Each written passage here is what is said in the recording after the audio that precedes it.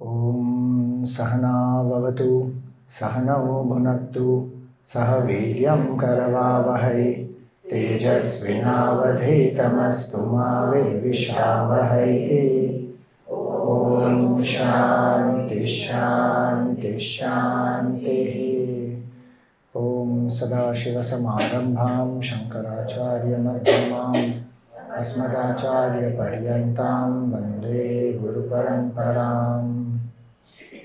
ओम समस्तजनकल्याणे निरतं करुणामयं नमामि चिन्मयं देवं सद्गुरुं ब्रह्मविद्वरम्। वसुदेवसुतं देवं कंसचाणूरमर्दनं देवकी परमानन्दं कृष्णं वन्दे जगद्गुरुम्। हरि ओम, सभी को प्रणाम। कितने लोग हैं यहाँ पर जिन्होंने मुझे नहीं सुना है पहले? लाइव नहीं सुना, आपका इंस्टा पेज फॉलो करें। हाँ, ओके, थैंक यू। सुचेत जी का, चिन्मय मिशन नागपुर का, सबका आभारी हूँ। यहाँ पर ये सत्संग का अवसर प्राप्त हुआ है।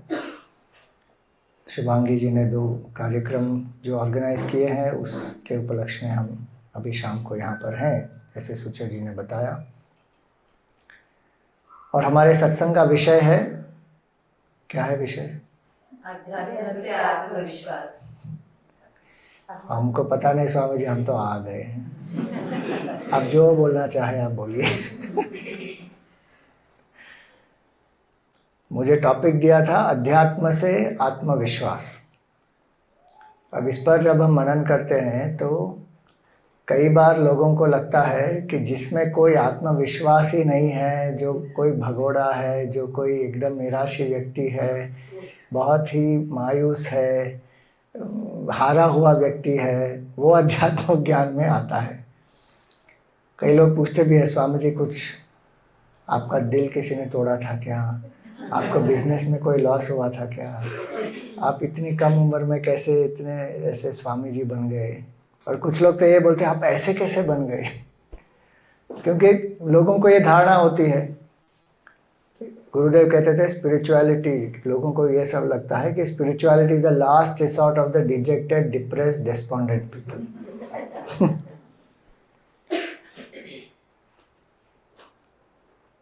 आप कोई भी कॉन्फिडेंस बिल्डिंग के वर्कशॉप में भी जाएंगे तो उसमें क्या सिखाएंगे? कैसे ड्रेस करना चाहिए,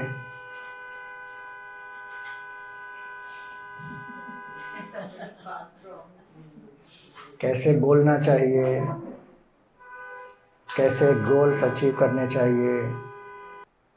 किसी भी कॉन्फिडेंस बिल्डिंग वर्कशॉप में भी अगर हम देखते हैं तो यही होता है कि अलग अलग पॉइंट्स दिए जाते हैं।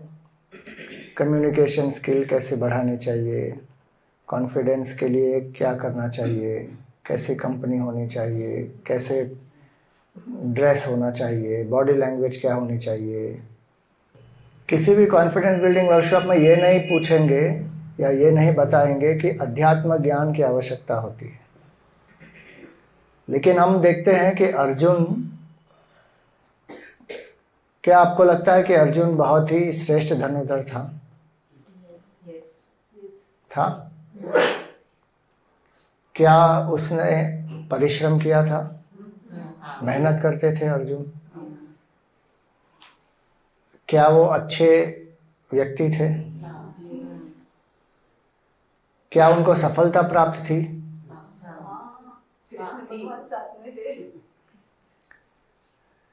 एक बार उन्होंने पहले कौरवों को अकेले पराजित भी किया था, तो उनके पास स्किल्स थे, वो मेहनत भी करते थे, उनको सफलता भी प्राप्त थी, बहुत अच्छे व्यक्ति भी थे।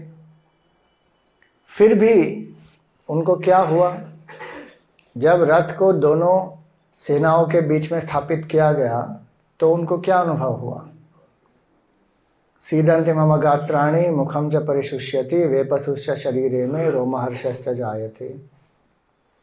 खड़े नहीं हो पा रहे थे वहां पर, उनकी त्वचा में जलन हो रही थी, धनुष बाण वो नहीं पकड़ पा रहे थे। गांडीव ऐसा धनुष है जो केवल अर्जुन ही पकड़ सकते हैं, उठा सकते हैं उसको, और कोई उठा भी नहीं सकता। और वो गांडीवम संसते हस्ता, तो उनके हाथ से वो छूट गया। उन्होंने धनुष बाण का भी त्याग कर दिया। न योत्स्येति गोविंदम, बोला कि मैं नहीं युद्ध करूंगा। तब कृष्ण भगवान ने क्या किया? क्या भगवान ने उनको कहा, अर्जुन को एक कॉन्फिडेंस के लिए एक पेप टॉक, मोटिवेटिंग टॉक दिया अर्जुन को, come on Arjun, you can do it, तुम में वो है, तुम में वो क्षमता है, अपने सद्गुणों की ओर देखो, अपनी सफलता की ओर देखो, अपनी कामयाबी की ओर देखो, और उससे तुम आत्मविश्वास जगाओ। क्या भगवान ने ऐसा कोई पेप टॉक दिया अर्जुन को?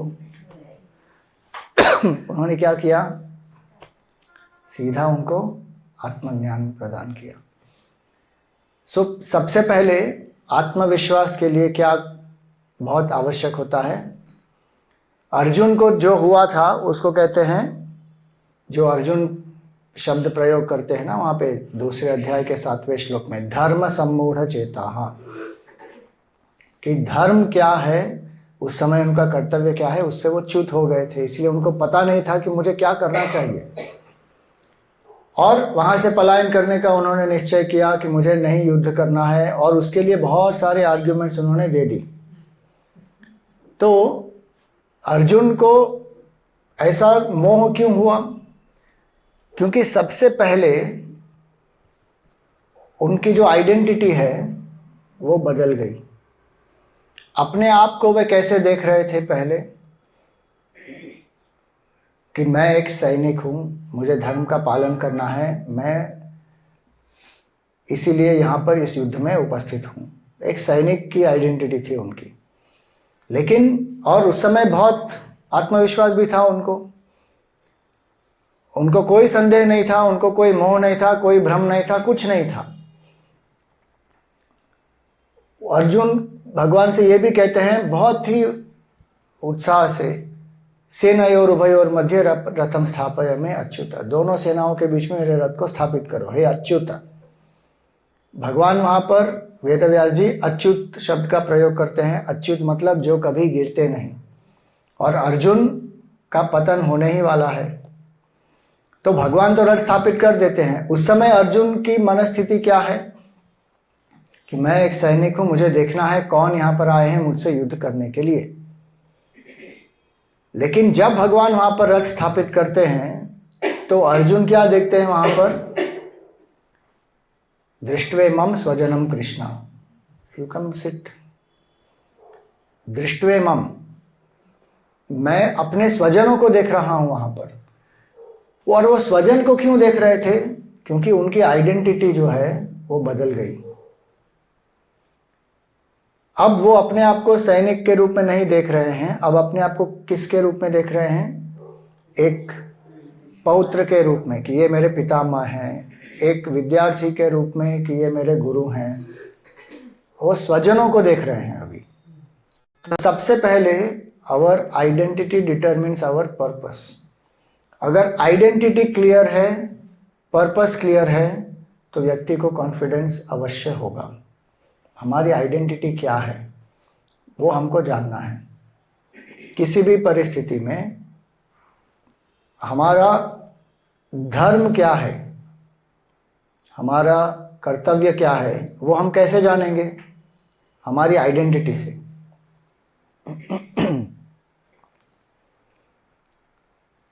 आइडेंटिटी को हिंदी में क्या कहते हैं?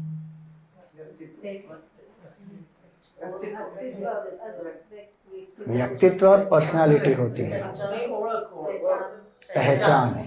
सिंपल वर्ड है पहचान। मेरी पहचान क्या है अपने बारे में? उस समय अर्जुन की जो पहचान थी कि मैं सैनिक हूं, वो बदल गई और अपने आप को एक स्वजन के रूप में देखने लगे, बंधु के रूप में देखने लगे। तो जैसे ही आइडेंटिटी, पहचान बदलती है, वैसे ही उसका जो पर्पस है, उस आइडेंटिटी का, उस पहचान का जो ध्येय है, उस पहचान का जो लक्ष्य है, वो बदल जाता है। सैनिक के रूप में जो आइडेंटिटी है वो धर्म पालन करना उसका प्रयोजन है, लेकिन स्वजन के रूप में जब आइडेंटिटी हो जाती है, पहचान होती है, तब उनका पूरा जो पर्पस है, जो ध्येय है, वो बदल जाता है कि नहीं नहीं, मैं इनको कैसे मार सकता हूँ, ये तो मेरे लोग हैं। तो कॉन्फिडेंस सबसे पहले आता है कहाँ से? अपनी पहचान से, कि मैं कौन हूँ और मेरा पर्पस क्या है। अगर मैं कौन हूँ और मेरा ध्येय क्या है ये क्लियर नहीं है, व्यक्ति इससे अगर भटक जाता है तो फिर कॉन्फिडेंस में बहुत परेशानी होगी, आत्मविश्वास नहीं आएगा। और इसी को अलग अलग स्तर पर फिर भगवान अर्जुन से बताते हैं कि किस तरह अपनी जो पहचान है उसके बारे में भगवान उनको ज्ञान देते हैं। और सबसे पहले ये आवश्यक है जानना कि अध्यात्म ज्ञान क्या है। आत्मा मतलब मैं, अधि का अर्थ होता है अंदर। मैं कौन हूँ, मेरे बारे में जो विषय है, मेरे बारे में जो ज्ञान है, वो जो मुझे देता है वो है अध्यात्म ज्ञान। कई लोग क्या कहते हैं, अध्यात्म का अर्थ क्या होता है? पूजा पाठ कर रहे हैं, मंदिर जा रहे हैं, घंटी बजा रहे हैं, आरती कर रहे हैं, प्रसाद ले रहे हैं। वो एक मार्ग है अपने आप को जानने का, लेकिन अध्यात्म है मैं कौन हूँ, ये जानना अध्यात्म है।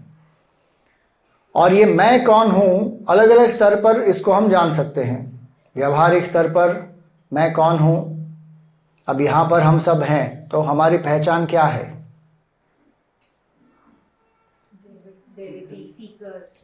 मैं भक्त हूँ या एक साधक हूँ, शिष्य हूँ। अगर ऐसी पहचान है तो उसके हिसाब से मेरा ध्येय क्या होगा कि मैं यहाँ पर अध्यात्म ज्ञान के लिए आया हूँ या आई हूँ, साधना के लिए आई हूँ। अगर ये पहचान है तो उसके हिसाब से फिर हमारा कर्म भी होगा।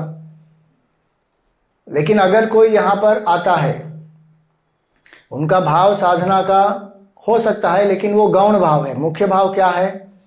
मुझे कॉन्टैक्ट्स बनाने हैं, मुझे अपना सोशल सर्कल बढ़ाना है, मुझे लोगों से मान और कीर्ति प्राप्त करनी है। अगर ये उनका भाव होगा, क्योंकि उनको ये लगता है कि उस क्षेत्र में उनको वो कमी अनुभव होती है कि स्वामी जी मैं तो अकेले हूँ, क्या करूँ। चिन्मय मिशन में आके मुझे बहुत अच्छा लगता है क्योंकि यहाँ पे बहुत सारे लोग हैं। एक जोक मैंने सुना, एक पत्नी अपने पति से कहती है कि जब भी आप नहीं रहते मुझे इतना अकेलापन अनुभव होता है, कोई नहीं है, इतना मायूस अनुभव होता है, मायूसी का अनुभव होता है, मैं क्या करूं, तुम क्यों नहीं आते हो मेरे पास, पूरा दिन आप काम में रहते हो, रात को भी व्यस्त होते हो और फिर सो जाते हो, मुझे बहुत कम समय मिलता है आपके साथ, अकेले मुझे बहुत अकेलापन महसूस होता है, तो क्या करना चाहिए। तो पति ने कहा कि देखो जब भी आपको ऐसा अकेलापन अनुभव हो तो क्या करना, टीवी चालू कर देना और एक हॉरर मूवी चालू कर देना, फिर आपको लगेगा कि आपके पीछे कोई है जो आपको डरा रहा है, तो आपका अकेलापन चला जाएगा। तो कई लोग ऐसा, उनको लगता है कि हमारी आइडेंटिटी क्या है कि हमको सोशल सर्विस सर्कल बढ़ाना है, कॉन्टैक्ट्स बढ़ाने हैं, कीर्ति बढ़ानी है। तो जो जिसकी आइडेंटिटी होती है उसके हिसाब से उसका प्रयोजन होता है, उसके हिसाब से उसके कर्म भी होंगे। तो पहले हमारी आइडेंटिटी क्लियर होनी चाहिए कि मेरी आइडेंटिटी क्या है व्यवहारिक जीवन में, व्हाट इज माई आइडेंटिटी। हमारे अलग अलग पात्र होते हैं जीवन में, अलग अलग कर्तव्य होते हैं, हर एक में एक आइडेंटिटी है हमारी, उसमें एक प्रयोजन है, और उस प्रयोजन के हिसाब से जब हम उसको पूर्ण करते हैं तो हमको अच्छा लगता है। उससे अगर हम च्युत हो जाते हैं तो आत्मविश्वास कम होगा। सिंपल चीज़ें पहले हम बात कर रहे हैं। जैसे कोई स्टूडेंट है, उसका कर्तव्य क्या है कि पढ़ना है, ज्ञान प्राप्त करना है, अपने आप को एकदम उन्नत बनाना है, देश के लिए हमको समर्पित होना है, अपना कार्य करना है, तो इसीलिए मैं अपने आप को प्रिपेयर कर रहा हूँ। तो अगर ये आइडेंटिटी है तो उसका पर्पस भी ऐसे होगा, कार्य भी ऐसे होंगे, उससे वो स्ट्रेंथ प्राप्त होगी। लेकिन जो स्टूडेंट है अगर वो पढ़ नहीं रहे हैं, बहुत उनको केयरलेसनेस है, उनको कोई इंटरेस्ट नहीं है, अहंकार वश बोलते हैं कि मुझे क्या पढ़ने की आवश्यकता है, मेरे पिताजी का इतना बड़ा बिजनेस है, मैं तो वो देख लूँगा, I am well settled in life, I don't need all this, तो फिर क्या होगा? ज्ञान प्राप्त होगा नहीं, पर्पस क्लियर नहीं होता है कई बार। और इसलिए जब आइडेंटिटी शिफ्ट होती है, आइडेंटिटी के हिसाब से अगर पर्पस हम नहीं फॉलो कर पाते हैं, तब कॉन्फिडेंस कम होते रहता है। सो मेरी आइडेंटिटी क्या है? एक पुत्र के हिसाब से, एक पिता के हिसाब से। आज आप देखिए महाराष्ट्र में वोटिंग हुआ, तो हमारी आइडेंटिटी क्या है कि I am a citizen of this country, मैं इस देश का नागरिक हूँ, इस राज्य में चुनाव हो रहे हैं और हम लोकतंत्र में हैं, तो वोट का बहुत बड़ा महत्व होता है, सरकार हमारे ही चुनाव से आती है। लेकिन ये आइडेंटिटी अगर स्ट्रांग नहीं है तो कितना तमोगुण होगा, जाकर कोई वोट भी नहीं करेंगे। कितना वोटिंग परसेंटेज हुआ पूरे महाराष्ट्र का आज? 40% भी नहीं हुआ ना, 50 के आसपास हुआ। पूरे महाराष्ट्र का 50। देखिए मुंबई थाने का बोल रहे थे मुझे 30-35% ही हुआ अभी तक। मतलब आप देखिए ये नागरिक जो हूँ मैं, उसका जो आइडेंटिफिकेशन है उस पहचान से, वो है ही नहीं। इतनी सारी एपैथी है। और फिर किस तरह हम गवर्नमेंट का दोष निकाल सकते हैं कि ये इन्होंने ऐसा नहीं किया, उन्होंने वैसा नहीं किया, हमने जाकर अपना कर्तव्य ही नहीं किया। तो जब तक आइडेंटिटी क्लियर नहीं है, तब तक पर्पस क्लियर नहीं होगा, तब तक हमको सफलता भी प्राप्त नहीं होगी। एंड एकदम एक तमोगुण मानसिकता में व्यक्ति बना रहता है। तो ये सबसे एक महत्वपूर्ण बात है। और इसलिए धर्म का अर्थ क्या होता है? धारणात धर्म। भगवान गीता में क्या कहते हैं? उद्धरेद आत्मना आत्मानम न आत्मानम अवसादयेत। अपने आप को अपने ही परिश्रम से उन्नत करना है, ऊपर उठाना है, अपने आप को नीचे नहीं गिराना है। और धर्म शब्द का अर्थ यही होता है, धारणा धर्म, जिसका पालन करने से हम अपने आत्मविश्वास को एक स्तर पर बना सकते हैं और जो हमें गिरने से बचाता है, नकारात्मक वृत्तियों में गिरने से बचाता है, तमोगुण में गिरने से बचाता है, प्रमाद में गिरने से बचाता है, और जो हमें एक पॉजिटिव लेवल में, सकारात्मक वृत्ति में मेंटेन करता है, जो हमें प्रेरणा प्रदान करता है, जिससे हम जितनी भी कठिनाइयां आए जीवन में उन सब का सामना करके अपने लक्ष्य को प्राप्त करें, उसको धर्म कहते हैं। और इसलिए कॉन्फिडेंस, आत्मविश्वास कहाँ से आता है? अध्यात्म से आता है। और अध्यात्म कहाँ पर प्राप्त होता है? धर्म में। धर्म का एक अंग है अध्यात्म ज्ञान। और इसलिए धर्म के बिना अध्यात्म ज्ञान नहीं हो सकता। अध्यात्म ज्ञान के बिना एक सशक्त व्यक्ति, सकारात्मक व्यक्ति नहीं बन सकता। हम कुछ चीज़ों के आधार पर सक्सेस और कॉन्फिडेंस बिल्ड कर सकते हैं, लेकिन वो स्थायी नहीं रहेगा। जैसे अर्जुन भी इतने सफल तो हुए थे, लेकिन कहीं ना कहीं एक समय ऐसा आता है जब हमको ये अध्यात्म ज्ञान की जो कमी है उसका अनुभव होता है और व्यक्ति का पतन भी होता है। इसलिए अध्यात्म ज्ञान बहुत ही आवश्यक है। इसलिए गुरुदेव बहुत सुंदर कहते थे, spirituality is not the privilege of the poor और the luxury of the rich, it is the choice of a wise man. इतना सुंदर वाक्य है वो। Spirituality is not the privilege of the poor nor the luxury of the rich, it is the choice of the wise man. जैसे हमको शरीर स्वस्थ रखने के लिए अन्न की आवश्यकता होती है, निद्रा की आवश्यकता होती है, जल की आवश्यकता होती है, व्यायाम की आवश्यकता होती है, इसी तरह मन को स्वस्थ रखने के लिए क्या चाहिए? लोगों को ये लगता है कि मेरे पास लोग हैं जो मुझसे प्रेम करते हैं, जो मेरी प्रशंसा करते हैं, जो मुझे प्रोत्साहित करते हैं, मेरे जीवन में ये सब जो लोग हैं और बौद्धिक स्तर पर मेरे सक्सेस है, अचीवमेंट्स है, इन सब से मुझे कॉन्फिडेंस प्राप्त होता है, I feel good about it. लेकिन ये जितने भी चीज़ें हैं वो सब बाह्य है ना, और उसमें भी आसक्तियाँ आ ही जाती हैं। शुरुआत में सबको ऐसा ही लगता है कि ओ दे लव मी सो मच, इतना अच्छा है, everybody is there, I feel so good. कुछ समय के बाद क्या लगता है, स्वामी जी मुझसे कोई प्रेम नहीं करता, लोनलीनेस शुरू हो जाती है। कुछ समय के बाद यही लगता है, विवाह के पहले सबको ऐसा ही लगता है कि तेरे बिना भी क्या जीना, कांट लिव विथआउट यू, और विवाह के बाद कांट लिव विथ यू। तो कितना हम बाह्य चीज़ों पर डिपेंड करेंगे, लोगों पर डिपेंड करेंगे, सक्सेस पर डिपेंड करेंगे। अब जब हमको ज्ञान नहीं होता अध्यात्म का, तो हमारा कॉन्फिडेंस कहाँ से आता है? ब्रांडेड क्लोथ्स पहने हैं तो उससे कॉन्फिडेंस आता है, अरे लोगों को देखो। कोई टेक्नोलॉजी वाइज हमारे पास कोई लेटेस्ट आईफोन है तो फोन से, कार से, गाड़ी से, बंगला से, इन सब से व्यक्ति को अपना कॉन्फिडेंस मेजर होता है। तो बहुत ही वो नश्वर चीजें हैं। मनीषा पंचकम में शंकराचार्य जी यही कहते हैं, शश्वन नश्वरमेव विश्वम अखिलम निश्चित्य वाचा गुरु। ये पूरा जग इतना शश्वर नश्वर है, मतलब it is not perishable, it is perishing. हर क्षण नष्ट ही हो रहा है वो। अगर उसके आधार पर हम अपना कॉन्फिडेंस डिराइव करेंगे तो कहाँ तक चलेगा वो? कुछ समय तक चल सकता है, लेकिन वो कहीं ना कहीं नष्ट होने वाला है या उसका पतन होने वाला है। और इसीलिए अगर आत्मविश्वास स्थायी रूप से हमको बढ़ाना है और उसमें स्थित होकर जो भी कार्य करना है, तो उसके लिए हमको अंदर देखना है।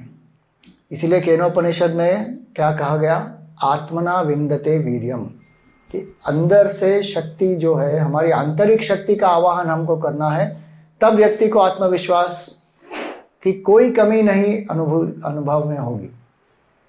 क्योंकि अंदर क्या है, एक शाश्वत स्रोत है ज्ञान का, प्रेम का, आनंद का, जो हमें बाहर से नहीं प्राप्त हो सकता।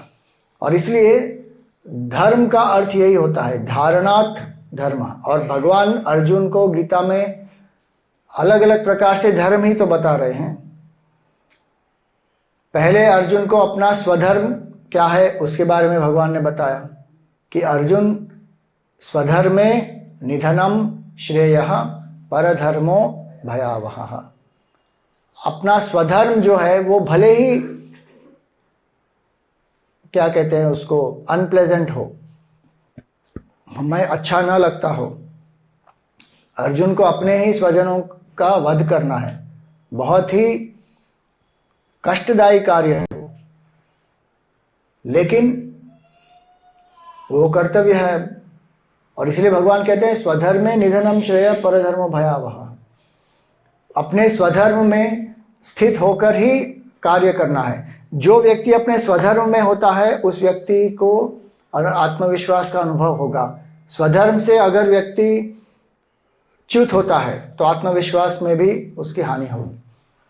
आप देखिए कितने सारे जो महान लोग हैं जिन्होंने अपने ही क्षेत्र में इतनी महानता प्राप्त की। वो क्यों प्राप्त की? क्योंकि उनको उस क्षेत्र के प्रति रुचि है और उस क्षेत्र के प्रति उनका समर्पण है और उसमें उन्होंने अधिकार भी प्राप्त किया है। दे आर क्वालिफाइड देमसेल्व्स, उसमें परिश्रम भी किया है। और इसलिए वो अपने आप को उसमें पूर्ण रूप से समर्पित करके अपने आप को भूल भी जाते हैं और पूर्ण रूप से उनको उसमें इतनी सफलता भी प्राप्त होती है। क्यों? क्योंकि स्वधर्म से सफलता होती है। मैं कौन हूँ, मेरे गुण क्या हैं, मेरी स्ट्रेंथ्स क्या हैं, मेरी वीकनेसेस क्या है, उसके आधार पर जो क्षेत्र चुना है। कितने पेरेंट्स होते हैं जो अपने बच्चों के स्वधर्म का जो उसकी जो पहचान है वो स्वयं भी नहीं कर पाते और वो बच्चे को भी कई बार नहीं पता होती।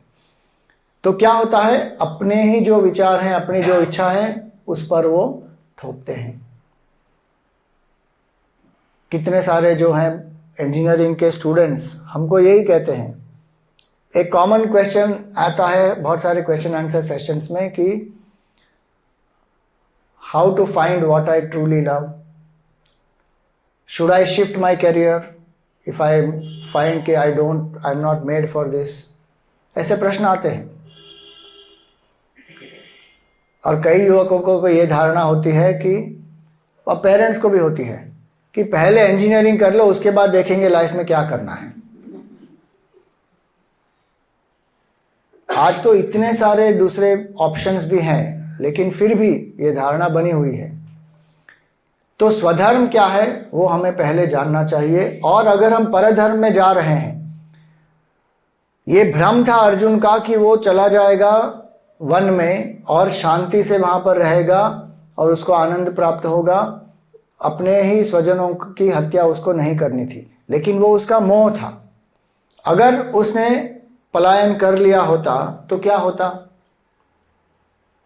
भगवान तो अर्जुन को गीता में कह ही रहे हैं कि तुम कीर्ति का भी त्याग करोगे, स्वर्ग का भी त्याग करोगे, कर्तव्य का त्याग करोगे, सबसे च्युत हो जाओगे। अकीर्तिम चापि भूतानि कथयिष्यन्ति ते व्ययाम संभावितस्य चा कीर्ति मरणाद अतिरिच्यते। और क्षत्रिय के लिए ऐसी अकीर्ति प्राप्त करना वो तो मृत्यु से भी बहुत ही भयावह है, भयानक है। तो इसलिए अपना परधर्म क्या है और स्वधर्म क्या है, अपना स्वधर्म क्या है और परधर्म क्या है, इसकी पहचान होनी चाहिए। Am I made for this? If I am not made for something, there is nothing wrong in not doing that. सब लोग कर रहे हैं इसलिए मुझे करना है, ये गलत धारणा होती है ना, क्योंकि सबको लगता है कि मेरे सभी फ्रेंड्स साइंस में जा रहे हैं तो चलो मैं भी साइंस में जाऊंगा। क्या हम भेड़ बकरी हैं क्या कि सब एक जगह पे जा रहे हैं तो मैं भी चला जाऊंगा?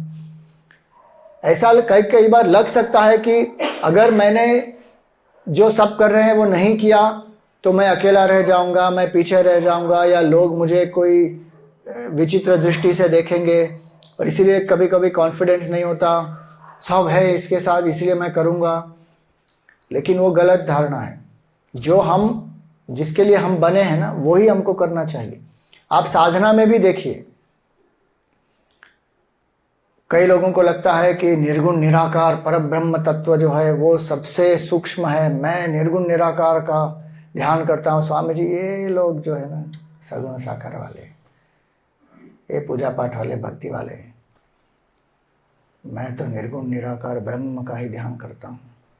क्योंकि ये सब जो रूप नाम रूप है ना, ये सब तो लोगों ने बनाए हुए हैं, ऐसे सब तो होता ही नहीं। मैं तो केवल चैतन्य स्वरूप आत्मा का ध्यान करता हूँ। चिदानंद रूप शिवोहम शिवोहम। वो बैठेंगे भी चिदानंद रूप शिवोहम शिवोहम का ध्यान करते करते 2 मिनट हुई नहीं और मन कहाँ भटक रहा है? शिवसागर रेस्टोरेंट में, फालूदा में, फिर किसी दोस्त के वहाँ पे, फिर कहीं बाली आइलैंड में पहुँच गए, फिर अब वहाँ तो वोल्केनो इरप्ट हो गया, अभी तो फ्लाइट कैंसिल हो गई। चिदानंद रूप शिवोहम शिवोहम। अरे आप किसके लिए क्या अधिकार है, हम क्या कर रहे हैं? आप देखिए, स्वधर्म जो है ना वो बहुत गहरा होता है, कितनी चीज़ों में उसको हम अप्लाई कर सकते हैं। आइडल वर्शिप, गुरुदेव हमेशा हमको कहते थे कि Hindus are not idol worshippers, they are ideal worshippers. We worship the ideal behind the idol. और हिंदी में अगर हमको समझना है तो बहुत ही सुंदर है कि हम मूर्ति पूजक नहीं हैं, हम देव पूजक हैं। किसी भी मूर्ति की हम पूजा करते हैं क्या? तो फिर तो जितनी भी मूर्तियां हैं दुकानों में, सब में जाके हमको पूजा करनी है, सबकी आरती करनी है, सबके सामने फिर नारियल फोड़ना है, क्या हम वैसा करते हैं? अब ये जो मूर्ति है शिव जी की, इतनी सुंदर मूर्ति है, जो हम अगर किसी दुकान में है तो पहले क्या हम जाके उसकी पूजा शुरू कर देंगे? नहीं। जब उस मूर्ति को हम लाएंगे, स्थापित करेंगे, उसमें देवत्व का आवाहन करेंगे, शिव जी के प्राण प्रतिष्ठा होगी, अगर प्राण प्रतिष्ठा नहीं हुई तो भी श्लोक स्तुति मंत्र का उच्चार करेंगे, तब फिर हम पूजा करते हैं। क्यों? क्योंकि यहाँ पर हमने देवत्व का आवाहन किया। तो हम मूर्ति पूजक तो बिल्कुल ही नहीं हैं। ये जो लोग कहते हैं मूर्ति पूजक, ये सबसे पहले गलत चीज है। मूर्ति की हम पूजा नहीं कर रहे, हम कौन है? देव पूजक है।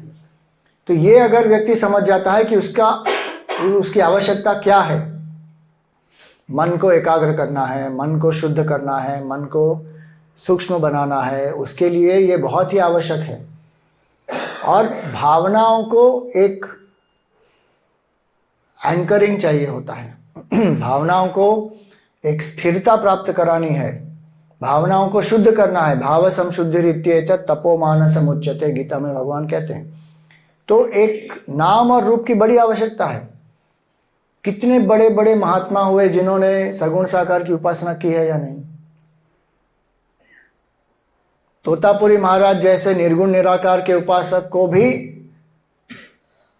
सगुण साकार ध्यान में रामकृष्ण परमहंस ने दीक्षित किया। तो स्वधर्म क्या है, हमारा कॉन्फिडेंस वहां से आएगा। कई बार हम लोगों को कहते हैं, जैसे गीता में भगवान कहते हैं कि अभ्यास योगेन ततः माम इच्छाप्तुम धनंजय। अभ्यास योग करो अर्जुन, मतलब भगवान के नाम का जप करो। अब लोगों को क्या लगता है कि अरे नाम जप करने से क्या होता है, राम राम करने से क्या मुक्ति मिल जाएगी। उनको श्रद्धा इतनी नहीं होती। भगवान के नाम में हमको श्रद्धा नहीं, लेकिन हमारे नाम में बहुत श्रद्धा है। जाके मेरा नाम बता देना, तुम्हारा काम हो जाएगा। लेकिन भगवान के नाम में श्रद्धा नहीं है। तो राम राम राम राम राम राम राम राम करते करते भी मन भटक ही रहा है उनका। क्यों? क्योंकि वो उसमें स्थित नहीं है।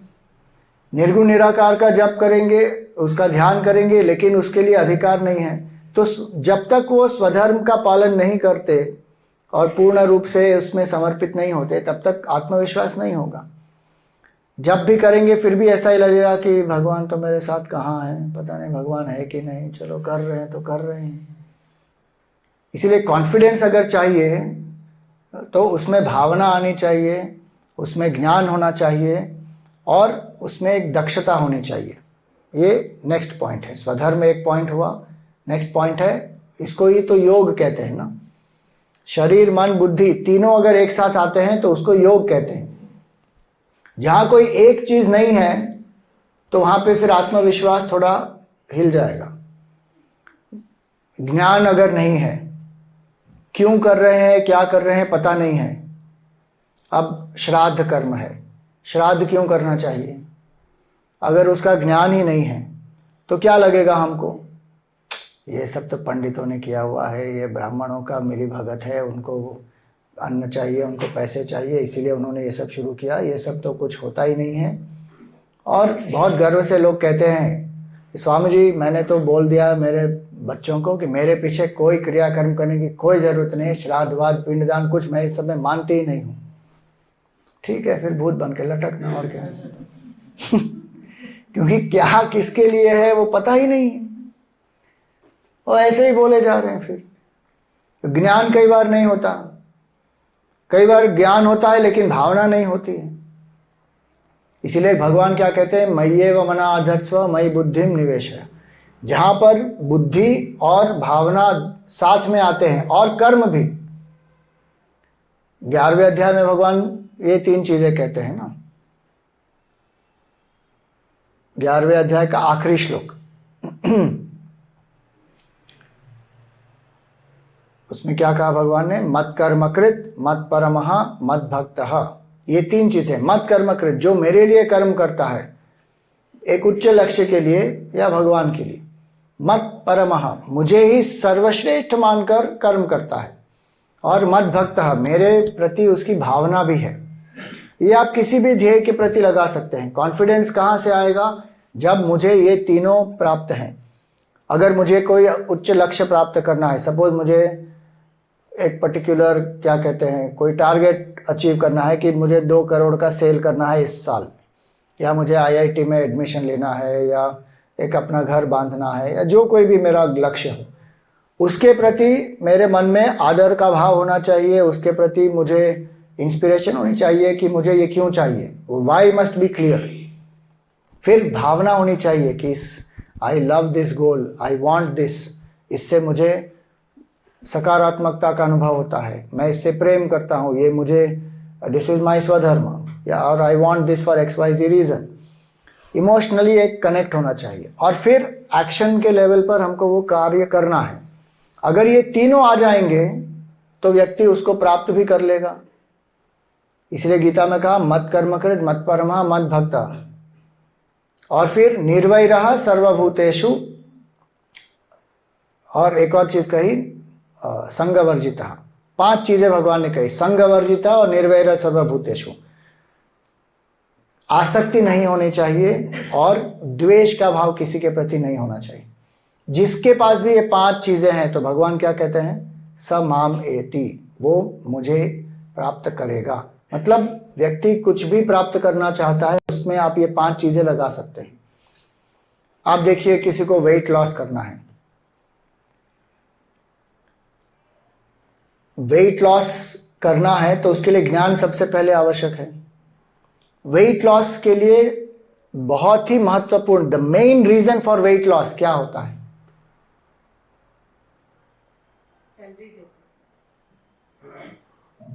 One round of applause for हर।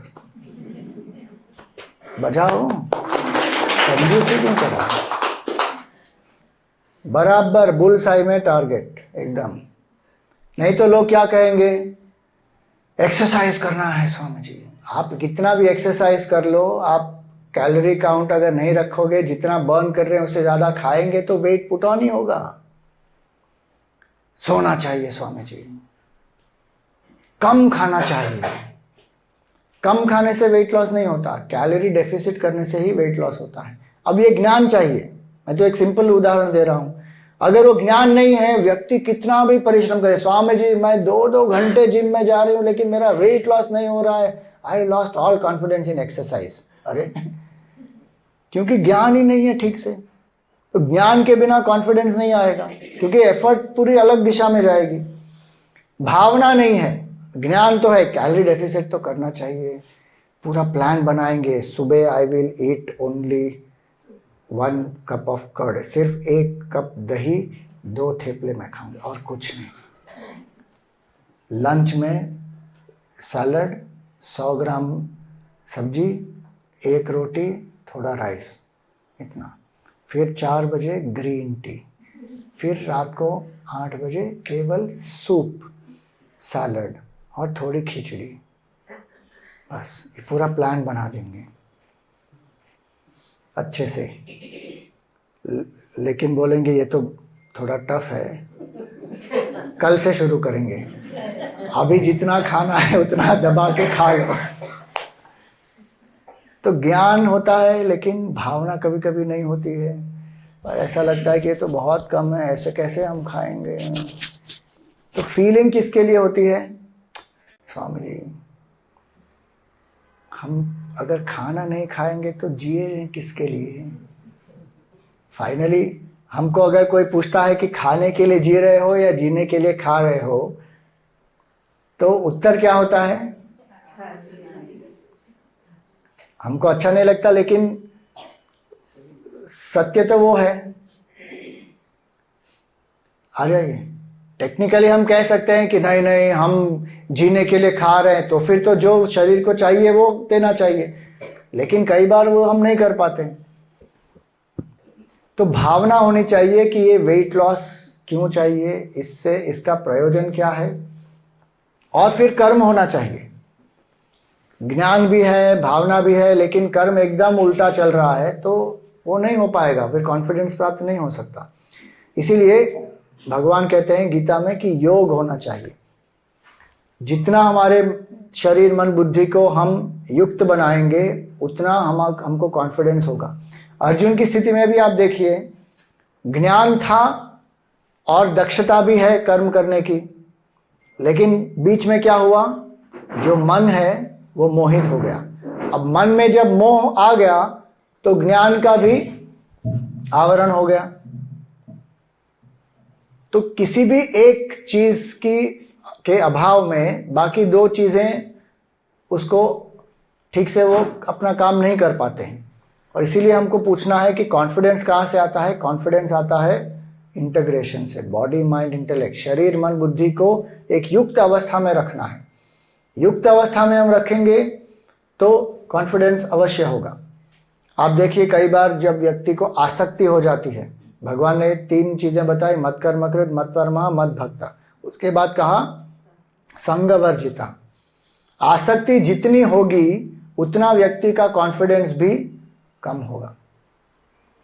और जितना व्यक्ति अनासक्त होगा उतना व्यक्ति कॉन्फिडेंट होगा ही, क्योंकि आसक्ति जो है वो हमें बहुत ही दुर्बल बना देती है।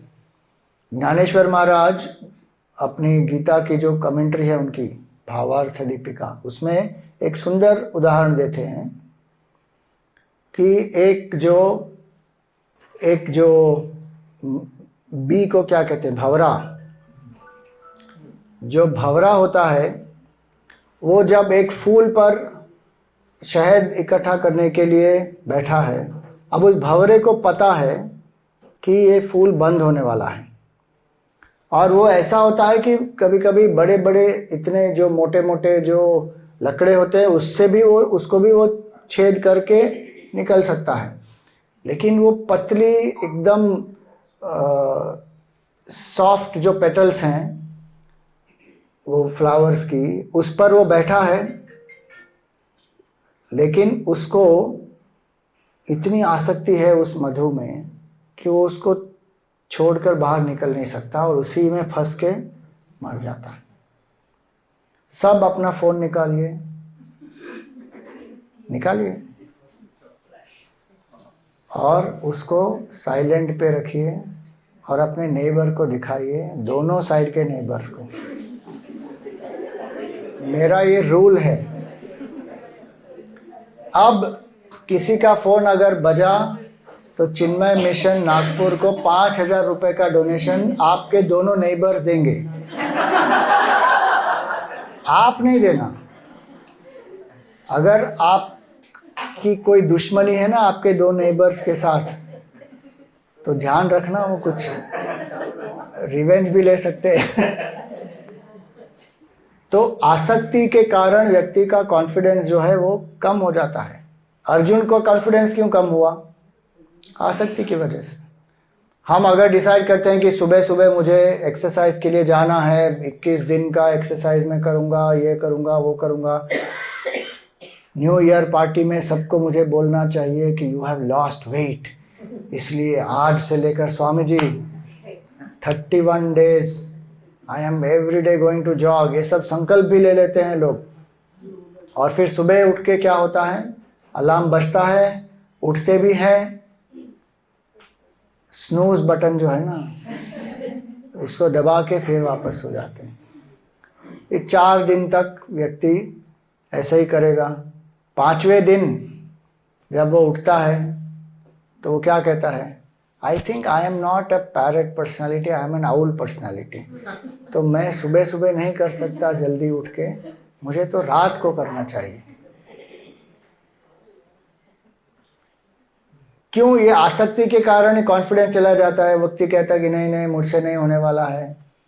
और अगर ऐसे ही 3-4 बार हुआ तो व्यक्ति अपने आप को इतना कोसेगा कि तू सुबह बेड से उठ नहीं सकता, तू भवसागर से कहाँ से पार होने वाला है, this is not possible for you. इतना व्यक्ति के मन में एक निराशा का भाव उत्पन्न हो जाएगा। क्यों? क्योंकि आसक्ति है ना। जितनी ज्यादा आसक्ति है उतना ही व्यक्ति का कॉन्फिडेंस कम होते ही जाएगा। किसी भी स्तर पे आसक्ति हो सकती है, और इसीलिए अनासक्त व्यक्ति जो है वही व्यक्ति एकदम सशक्त होता है और जो प्राप्त करना है वो प्राप्त करेगा। अनासक्ति का अर्थ ये नहीं होता है कि कोई भावना नहीं है, एकदम उदासीनता का भाव है, नहीं। कई बार हमको ये लगता है कि अगर हम अनासक्त हो गए तो बिल्कुल प्रेम से विहीन हो जाएंगे, हमारे जीवन में कोई आनंद नहीं होगा, नीरस जीवन हो जाएगा। अगर कोई रसगुल्ला लेके आएंगे तो हम कहते हैं हाँ ठीक है, सक्सेस हो गई, हाँ ठीक है। क्यों? हम तो अनासक्त हैं। ऐसा नहीं होता। व्यक्ति को भावनाएं भी आती हैं लेकिन उसमें आसक्ति नहीं है, उसके कारण व्यक्ति अपने आप को पूरी तरह से ओवरवेल्म नहीं कर लेता। अनुभव करता है लेकिन उसके बिना भी व्यक्ति का मन सुखी रह सकता है, आनंद में रह सकता है। इसको कहते हैं वाव, विथ और विदाउट। इसमें अनासक्ति के भाव के संदर्भ में ये वाव है। तो अगर मुझे सफलता प्राप्त हुई तो मन क्या कहता है, वाव। अगर सफलता प्राप्त नहीं हुई तो वाव, उसमें क्यों प्राप्त नहीं हुई इसका हम विश्लेषण कर सकते हैं, उसमें सीख सकते हैं और फिर परफॉर्मेंस इंप्रूव कर सकते हैं। लेकिन कितने लोग हैं जिनको आज युवकों में देखिए depression, drugs, suicidal tendencies, mental health challenges, ये क्यों बढ़ रहा है? क्योंकि अपने आप को इक्वेट कर दिया है कि अगर मुझे ये मार्क्स नहीं मिले तो आई एम नॉट वर्दी, और वो अपने आप का क्या कहते हैं पतन करना शुरू कर देते हैं, सेल्फ डिस्ट्रक्टिव हैबिट्स में लग जाते हैं। किसी व्यक्ति को उन्होंने प्रपोज किया, उन्होंने प्रपोजल ठुकरा दिया, या फिर कोई अच्छी रिलेशनशिप थी लेकिन ब्रेकअप कर दिया, 2 साल के बाद, 3 साल के बाद, कभी 5 साल के बाद ब्रेकअप हो गया, तो फिर क्या होता है? दुख होता है। लेकिन इतना दुख भी नहीं होना चाहिए कि व्यक्ति अपने जीवन से ही निराश हो जाए, तो उसका मतलब वहां पे आसक्ति है। तो जितनी ज्यादा आसक्ति होगी उतना ज्यादा हमारा दुख होगा। और इसलिए वाव विथ और विथआउट, और किसी भी रिलेशनशिप में, अब ऐसा नहीं है कि विथ और विथआउट का अर्थ क्या है कि with husband wow, without husband wow, so I don't need anybody, जाओ तुम हो तो ठीक है, नहीं हो तो राम राम, मैं तो अपने आनंद में जीती हूँ, मुझे कोई फर्क नहीं पड़ता। ऐसा उदासीनता का भाव नहीं है ये। इसका भाव ये है कि अनासक्ति है, और ऐसे ही व्यक्ति दूसरों को आनंद भी दे सकता है। जिसमें आसक्ति है वो पॉजेसिव हो जाएगा, वो क्लिंगिंग हो जाएगा, डिपेंडेंट हो जाएगा, और वो सामने वाले व्यक्ति को भी एकदम सफोकेशन होगा कि भाई ये क्या है। जैसे छोटे बच्चे होते हैं ना, तो पेरेंट्स उतना उनका लालन पालन पोषण करते हैं, उसमें फिर आसक्त हो जाते हैं। तो एक टर्म आता है हेलीकॉप्टर पेरेंटिंग। हेलीकॉप्टर पेरेंटिंग मतलब हर क्षण वो अपने बच्चे पर मंडराते ही रहते हैं, उसको एक क्षण की स्वतंत्रता नहीं होती। तो फिर वो व्यक्ति को भी ऐसा लगता है कि भाई ये क्या है, मुझे कुछ भी स्वतंत्रता नहीं है। तो अनासक्ति का भाव है, इसको कहते हैं वाव। अभी ठंडी है तो वाव, थोड़े समय में गर्मी हो जाएगी तो वाव। लेकिन इसके पीछे हमको इतना समय हम निकाल देते हैं कि साहब मुझे अभी कितनी ठंडी हो रही है, इतनी ठंडी तो नागपुर में कभी पड़ी ही नहीं, अभी हमको सब कंबल वंबल सब निकालने पड़ रहे हैं। या फिर ठंडी कम हो गई, पहले तो बहुत ठंडी होती थी, अब कहाँ कोई ठंडी नहीं हो रही है, अब तो ग्लोबल वार्मिंग हो रहा है, अंटार्कटिका का आइस मेल्ट हो गया, पता नहीं अभी पानी रेस होते जाएगा। अरे कितना दिमाग उसमें लगता है फिर। तो अनासक्ति का जो भाव है उसमें कॉन्फिडेंस बहुत होता है, आत्मविश्वास। और ये वाव जो है ना, उसका दुरुपयोग बिल्कुल नहीं करना कि मैंने वोटिंग किया तो वाव, वोटिंग नहीं किया तो वाव, साधना की तो वाव, साधना नहीं की तो वाव। गलत चीज में नहीं लगाना है उसको। ये अनासक्ति का भाव जो है, अगर वैसा ही होता तो भगवान अर्जुन को भी यही कहते ना कि तुम युद्ध लड़ोगे तो वाव, नहीं लड़ोगे तो भी वाव। पूरी 18 अध्याय की गीता देने की कोई जरूरत नहीं थी। लेकिन पूरा ज्ञान देने के बाद अंत में अर्जुन को भगवान ने क्या कहा? यथा इच्छसि तथा कुरु। अंत में, क्योंकि भगवान को समझ में आ गया कि इसको अभी ठीक से समझ में आ गया है, उसकी आइडेंटिटी वापस आ गई है, उसको पूरा जो मैक्रो पिक्चर है वो समझ में आ गया है, फिर उसको स्वतंत्रता दे दी। इसलिए हमको अपनी आसक्तियां क्या है वो लिख के रखनी चाहिए। ऐसी कोई चीज नहीं होनी चाहिए जीवन में जिसके अधीन हम हो। इसलिए सुभाषित में क्या कहा? सर्वम परवशम दुखम आत्मवशम एव सुखम। जहां भी परवशता है वहां दुख ही होता है। और आसक्ति शब्द जो है वो बहुत सुंदर है। जो आसक्ति है वो जा सकती है। हमने उसको पकड़ के रखा है ना। आसक्ति हमारे पकड़ने से बनी हुई है, अपने आप तो नहीं बनी, हमने उसको पकड़ के रखा है, तो हमको छोड़ना है। नहीं हम क्या करें स्वामी जी, चाय छूटती ही नहीं है। चाय ने थोड़ी आपको पकड़ा है, आपने चाय को पकड़ा है, तो आपको छोड़ना है। और सब कुछ ठीक है स्वामी जी, सिर्फ चाय नहीं छोड़ना। चाय के बिना मैं नहीं जी सकती, बाकी सब कुछ त्याग कर सकती हूँ, पति पत्नी संबंध, बाकी सब, चाय नहीं छूटेगी।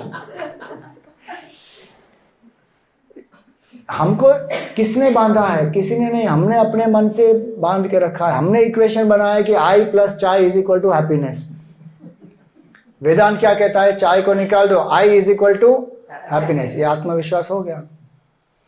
नहीं नहीं, चाय के बिना मुझे अच्छा नहीं लगता। और सुबह अगर चाय नहीं मिली व्यक्ति को, बाकी सबको उसका परिणाम झेलना पड़ता है। लोगों को लगता है चाय दे दे भाई इसको पहले। तो आसक्ति, हम छोटी छोटी चीजों की आसक्तियां जो हैं उसके कारण हमको कितना दुख होता है, उसमें हमारा फिर कॉन्फिडेंस गिरते ही रहेगा। तो इसलिए भगवान क्या कहते हैं, निर्वैर सर्वभूतेषु, संगरहिता संगवर्जिता और निर्वैर सर्वभूतेषु। द्वेष जितना होगा ना मन में, उतना हीनता का भाव होगा नहीं। तो आसक्ति और द्वेष मतलब राग और द्वेष, राग और द्वेष के प्रभाव में ही व्यक्ति का पूरा कॉन्फिडेंस चला जाता है। उसमें मोह ये होता है कि जो चीजें जिसमें हमारी आसक्ति है, अगर वो मुझे मिल गई तो मेरा कॉन्फिडेंस बहुत अच्छा हो जाएगा, वो मोह है। मुझे कार में आसक्ति है, मुझे कार मिल गई तो आई फील कॉन्फिडेंट, लेकिन वो मोह है, वो कॉन्फिडेंस नहीं है, वो आसक्ति ही है वो। और जब वो कार को कुछ गड़बड़ हो जाएगी या कुछ हो जाएगा, तब क्या होगा मेरे कॉन्फिडेंस का, डाउन एकदम। तो इसलिए हमारा कॉन्फिडेंस, ये शब्द जो है ना आत्मविश्वास, कितना सुंदर शब्द है। विश्वास कहां से आना चाहिए, सेल्फ कॉन्फिडेंस भी इंग्लिश में अगर कहें तो वो कॉन्फिडेंस कहां से आना चाहिए, फ्रॉम द सेल्फ। अपने गुणों से, अपने मन से, अपनी भावनाओं की शुद्धता से, अपने ध्येय से, अपने स्वधर्म से और अपने परम आनंद स्वरूप से, इन सब से हमको अपना कॉन्फिडेंस प्राप्त करना है। तो इसीलिए भगवान अर्जुन को गीता में यही कहते हैं। और सबसे बड़ी एक बात क्या है, सबसे बड़ा कॉन्फिडेंस का स्रोत है भगवान स्वयं। इसलिए भगवान गीता में क्या कहते हैं अर्जुन को, सर्वधर्मान परित्यज्य माम एकम शरणम व्रज अहम त्वा सर्व पापेभ्यो मोक्षयिष्यामि मा शुचा। जितने भी सेल्फ लिमिटिंग बिलीफ्स हैं, मैं ये नहीं कर सकता, मैं वो नहीं कर सकता, मुझसे ये नहीं होगा, मुझसे वो नहीं होगा, अगर ये साइकोलॉजिकल लिमिटेशंस है ना, इसको हम आराम से त्याग सकते हैं अगर शरणागति का भाव हो। क्यों? क्योंकि भगवान हमारे हृदय में है। ईश्वर सर्वभूतानां हृदयेषु अर्जुन तिष्ठति। जीवन में अगर हम देखते हैं ना, अगर आपको कोई बहुत ही शक्तिशाली व्यक्ति के आपका कोई वो मित्र है, आपके परिचित हैं वो, तो आपको एक धैर्य होता है कि नहीं, कि कोई भी प्रॉब्लम अगर आई मैं बोल दूंगा कि भाई मैं इनका फ्रेंड हूँ, मैं इनका मित्र हूँ और मेरे प्रॉब्लम सॉल्व हो सकते हैं।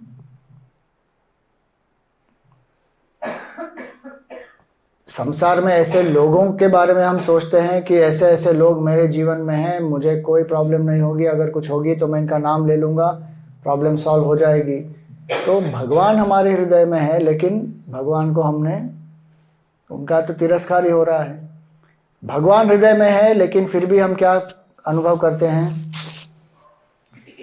I don't know how I will achieve it, can I do it, must I do it, will I be able to do it. अरे भगवान है हमारे हृदय में, हम अनाथ कैसे हो सकते हैं? अनाथ भी नहीं है, अकेले भी नहीं है, हम भयभीत कैसे हो सकते हैं? भगवान हमारे हृदय में है।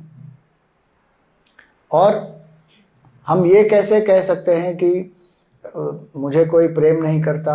भगवान तो अर्जुन को गीता में कहते हैं प्रतिजाने प्रियोसी में, कि अर्जुन तुम मुझे बहुत ही प्रिय हो, ये जान लो। तो जितना हम अंदर अपने भगवत तत्व का अनुभव करेंगे भक्ति के द्वारा, शरणागति के द्वारा, ये जितने भी नकारात्मक भाव है वो सब का हम त्याग कर सकते हैं। इसलिए हमारे गुरुदेव कहते थे, we can, we must, we will. ये आत्मविश्वास का मंत्र है। 3 बार जोर से बोलिए। भावना ही नहीं है, we can, we must, we will. ये सिर्फ होठ से थोड़ी बोलना है, भाव से बोलना है। We can, we must, we will. We can, we must, we will. We can, we must, we will. कभी भी मन ऐसा सताता है ना कि यह क्या तुझसे होगा, हो पाएगा, क्यों करना है, ऐसे नकारात्मक भाव अगर आते हैं ना, चाहे तुमसे छूटेगी तो क्या बोलना है मन को? We can, we must, we will. I can, I must, I will, और छोड़ दो त्याग चाय को। फिर I can, I must, I will बोल के चाय नहीं पीना। फिर बोले कल से चालू होगा, आज तो आई कैन ड्रिंक चाय, आई विल ड्रिंक चाय, आई मस्ट ड्रिंक चाय। आई can, I must, I will what? Drink tea. छोड़ दो आई can, I must, I will. और वो कॉन्फिडेंस कहां से आएगा? इस भाव से कि भगवान मेरे हृदय में है। माम एकम शरणम व्रज। आप देखिए कितने महान महान संत हो गए जिन्होंने इतनी शरणागति उनको प्राप्त हो गई। मीराबाई को विष का प्याला राणा भेजा, उसने पी लिया, मीराबाई ने पी लिया, कुछ नहीं हुआ उनको। क्यों? जाहि विधि राखे राम ताहि विधि रहिए, कोई दिक्कत नहीं, मेरे तो गिरधर गोपाल दूसरों न कोई, इतनी उनकी अनन्यता है। हनुमान जी प्रभु मुद्रिका मेल मुख माही, जलधि लांगी गए अचरज नाही, दुर्गम काज जगत के जेते, सुगम अनुग्रह तुमरे तेते। हम राम नाम ले रहे हैं मन मुख से, भगवान राम हमारे हृदय में है, और फिर भी हमको लगता है डिप्रेशन में हूँ स्वामी जी। स्टडी क्लास में आते हो, हाँ, लेकिन डिप्रेशन तो चल रहा है, गोलियां भी चल रही हैं। अब किसी को है कोई दिक्कत ऐसे, तो I am not making fun of it. वो जो उनको असर, उनको जो ट्रीटमेंट लेना चाहिए ले लीजिए, उसमें कोई प्रॉब्लम नहीं है। लेकिन विचार तो करना चाहिए ना हमको कि हम क्या पढ़ रहे हैं, वो क्या हमको बोल रहे हैं शास्त्र, कि हमारे हृदय में भगवान है। कितनी असीम शक्ति है हमारे हृदय में। उसके आधार पर, और भगवान के जो शरणागत होता है, भगवान क्या कहते हैं? अनन्यास चिंतयन्तो माम ये जना पर्युपासते, तेषाम नित्याभियुक्तानाम योगक्षेमम वहाम्यहम्। मैं उसके योग और क्षेम का वहन करता हूं। भगवान ने ये नहीं कहा कि योगक्षेमम ददाम्यहम्, मैं उसको जो चाहिए वो दे देता हूं, और जो है उसकी रक्षा करता हूं दे देने से। नहीं, वहां में भगवान हमारे योग और क्षेम का वजन ढो रहे हैं, और लिटरली वो कर रहे हैं। वो हम तो अच्छे से खाना खा के सो जाते हैं, पाचन कौन करता है? भगवान कर रहे हैं ना। हम वैश्वानरो भूत्वा सर्वस्य चाहम हृदय सन्निविष्टा। भगवान कहते हैं कि मैं सबके हृदय में, मेरा प्रवेश है। तो जितना हम शरणागत होंगे भगवान के, उतना आत्मविश्वास तो अवश्य प्राप्त होगा। और उसमें तो कोई संदेह ही नहीं है कि व्यक्ति नकारात्मक भाव और आत्मविश्वास से च्युत ही नहीं होगा, अगर भगवत स्मृति बनी रही तो इसलिए ये अलग अलग भाव हैं गीता में, अलग अलग प्रकार से हम समझ सकते हैं कि किस तरह अध्यात्म ज्ञान में जब हमारी नींव दृढ़ होती है तो धर्म के पालन से आत्मविश्वास बढ़ता है, आसक्ति के त्याग से आत्मविश्वास बढ़ता है, शरणागति से आत्मविश्वास बढ़ता है, योग से शरीर मन बुद्धि को एकत्रित करने से आत्मविश्वास बढ़ता है। अलग अलग चीज़ें हैं भगवान ने अर्जुन को बताई। आइडेंटिटी और पर्पस की क्लैरिटी होने से आत्मविश्वास बढ़ता है। तो ये अलग अलग चीज़ों से जितना हम अध्यात्म ज्ञान में दृढ़ होंगे उतना हमारा आत्मविश्वास भी होगा। और ये एक मेजर है, इसको हम मेजर कर सकते हैं कि अगर हम इतने साल से पढ़ रहे हैं, 5 साल, 10 साल, 15 साल, 2 साल, जितने भी समय से अगर हम पढ़ रहे हैं, स्वाध्याय कर रहे हैं, साधना कर रहे हैं, तो एक दिन में हमारे मन में कितने सकारात्मक भाव उत्पन्न होते हैं और कितने नकारात्मक। अगर नकारात्मक भाव ज़्यादा उत्पन्न हो रहे हैं, उसका कारण कहीं ना कहीं आसक्ति है, या शरणागति पूर्ण रूप से नहीं हुई है, श्रद्धा नहीं है, तो फिर उसको हमको बढ़ाना चाहिए। आखिरी में जितना व्यक्ति अध्यात्म ज्ञान में स्थित होगा उतना व्यक्ति का मन समता के भाव में होगा। समम ब्रह्म, भगवान कहते हैं ना गीता में, ब्रह्म का स्वरूप है समता। और समत्वम योग उच्यते, जिस व्यक्ति के मन में समता का भाव आ गया उस व्यक्ति को योग प्राप्त हो गया। तो समता का भाव है, आनंद में जीते हैं। हमारे गुरुजी बहुत सुंदर कहते हैं, एक बार उन्होंने कहा था कि your success is judged by the smiles of people around you, कि आपके आजू बाजू जो लोग हैं कितने आनंदित हैं, या आपके लिए आपके जाने के लिए वेट कर रहे कि भाई ये जाए तो हमें कुछ आनंद प्राप्त हो। गुरुदेव भी यही कहते थे, the cultured give happiness wherever they go, the uncultured give happiness whenever they go. तो हम आनंद में रहें, आत्मविश्वास जिसमें होगा वो आनंद में रहेगा। परिस्थिति कुछ भी हो सकती है, मनस्थिति प्रसन्नता की मनस्थिति है। तो ये आज का हमारा सत्संग हुआ। अगर किसी को कोई प्रश्न है या कुछ पूछना चाहते हैं। मन में भक्ति कैसे बढ़े?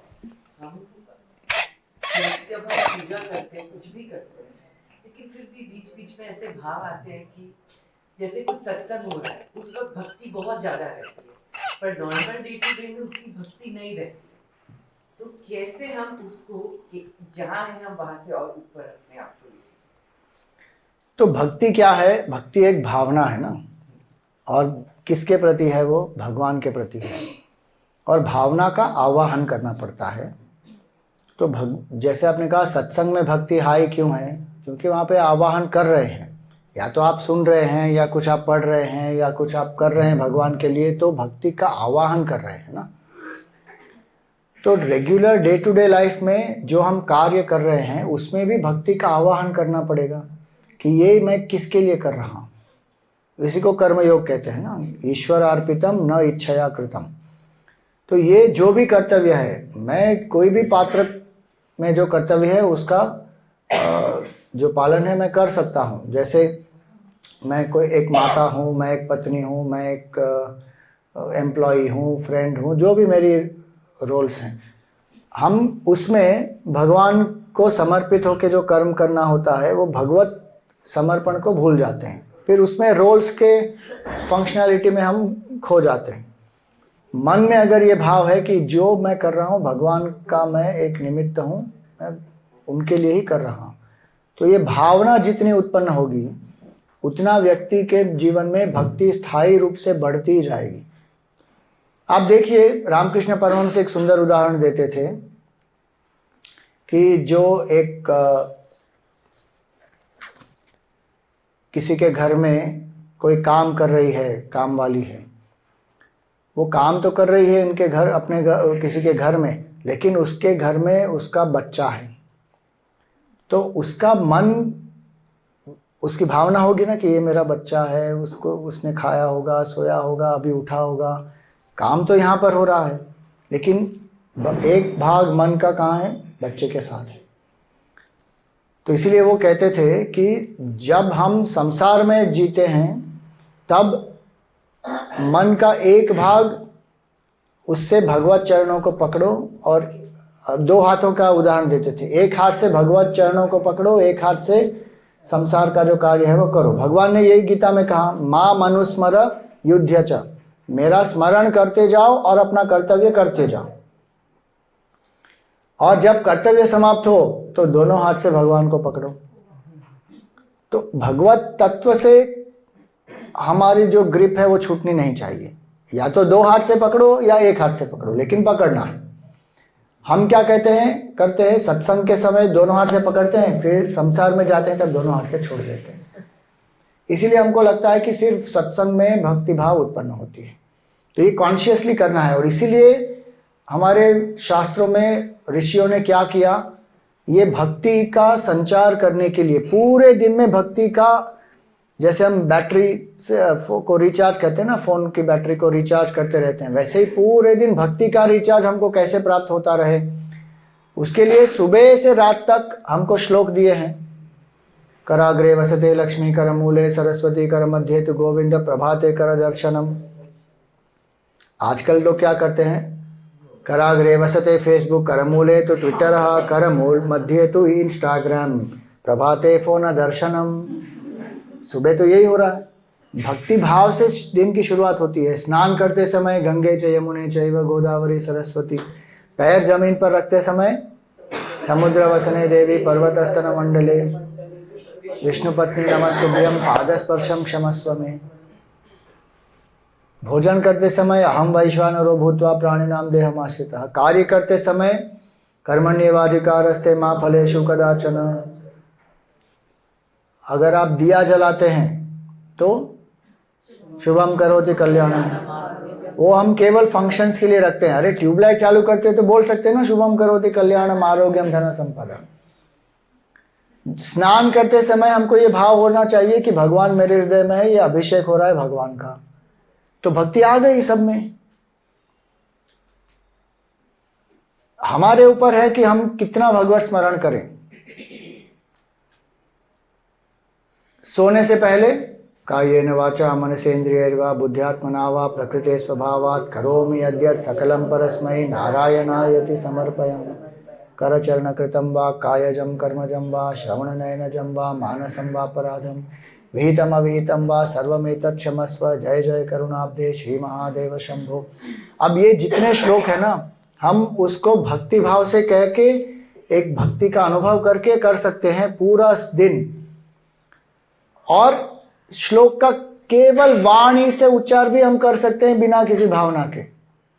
लोग करते हैं कि नहीं, करण चरण कृतं वा कायजम कर्मजम वा श्रवणनयनजं वा मानसं वा अपराधं विहितम अविहितं वा सर्वमेतत् क्षमस्व। जय जय करुणाब्धे श्री महादेव शंभो। क्या मतलब है?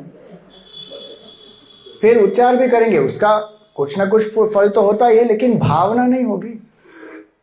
खाते समय भी हम वैश्वानरो भूत्वा बोल के खा सकते हैं, लेकिन एक क्षण में एक कुछ भी भावना का अनुभव नहीं होगा, ऐसा भी हम कर सकते हैं। मैकेनिकली तो कर ही सकते हैं। तो भक्ति का आवाहन करना है हमको अपने जीवन में, और जितना आवाहन करेंगे उतना अनुभव करेंगे, उतना हमको लगेगा कि भगवान हमारे साथ हैं। डोंगरे महाराज है ना, भागवत प्रवचन जब वो करते थे तो एक सुंदर चीज कहते थे, ये सब भक्ति के लिए है जीवन में। वो कहते थे कि तुम जहाँ पर रहते हो वो भगवान का घर है, तुम भगवान के सेवक हो, और जब तुम घर से बाहर जाओगे तो भगवान को कह के जाओ कि भगवान अब मैं जा रहा हूँ, मुझे कर्तव्य करना है, मैं ऑफिस जा रहा हूँ, मैं इनके घर जा रहा हूँ, जो भी कहना है भगवान को कह के जाओ। क्योंकि भगवान मूर्ति नहीं है, भगवान है, वहां पर विराजमान है। उस भाव से तुम वहां पर रहो। गृह प्रवेश इसीलिए किया जाता है। गृह प्रवेश क्यों हम करते हैं? आजकल तो लोग कहते हैं पॉजिटिव एनर्जी के लिए, वास्तु के लिए, फिर नेगेटिव एनर्जी को निकालने के लिए।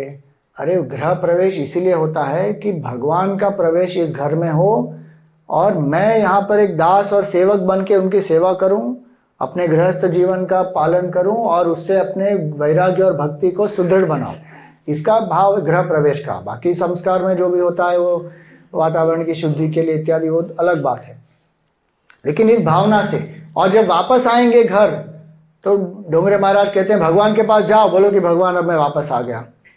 अब इसमें ज्ञान लाने की जरूरत नहीं है। ये नहीं कहना है कि भगवान तो सर्वत्र व्याप्त है, भगवान तो सर्वज्ञ है, उनको तो सब पता है, उनको बताने की क्या जरूरत है, वो तो मेरे हृदय में ही है, उनको पता है कि मैं कब जा रहा हूँ, कहाँ जा रहा हूँ, कहाँ आ रहा हूँ, कब आ रहा हूँ, उनको क्या बताने की जरूरत है। ये तर्क लाने की कोई आवश्यकता नहीं है, क्योंकि ये भावना का जगत है। और हमको भक्ति भाव जितना हम उत्पन्न करेंगे उतना अहंकार का त्याग होगा। इसलिए हमको अपने तरीके से भक्ति का आवाहन करना है। आप टेक्नोलॉजी का भी उपयोग कर सकते हैं। रिमाइंडर डाल दो फोन पे, हर 1 घंटे में आपको रिमाइंड करेगा chant God's name. Coffee break लेते हैं ना, वैसे मंत्र ब्रेक ले लो 1 मिनट के लिए, 1 घंटे के बाद राम राम राम राम राम राम राम राम 1 मिनट के लिए। तो 18 घंटे अगर आप काम कर रहे हैं तो 18 मिनट हो गई ना, भक्ति तो हो ही जाएगी। ऐसे ही 1 मिनट तो निकाल ही सकते हैं। अब अपने ऊपर है हम कैसे उसको इंटीग्रेट करें। ओके बहुत बहुत धन्यवाद आप सबका, और भगवान की कृपा हम सब पर बनी रहे, पूज्य गुरुदेव का आशीर्वाद हम सब पर बना रहे, और हम आत्मविश्वास से जिए और अपने आत्म स्वरूप का हम साक्षात्कार भी करें, और लोगों को भी इसका ज्ञान पहुंचाएं अपनी साधना के द्वारा। ओम कायेन वाचा मनसेन्द्रियैर्वा बुद्ध्यात्मना वा प्रकृते स्वभावात् करोमि यद्यत् सकलं परस्मै नारायणायेति समर्पयामि नारायणायेति समर्पयामि। ओम तत्सत् ब्रह्मार्पणमस्तु। ओम तत्सत् चिन्मयार्पणमस्तु। ओम असतो मा सद्गमय तमसो मा ज्योतिर्गमय मृत्योर्मामृतं गमय। ओम पूर्णमदः पूर्णमिदं पूर्णात् पूर्णमुदच्यते पूर्णस्य पूर्णमादाय पूर्णमेवावशिष्यते। ओम शांति शांति शांति। हरि ओम श्री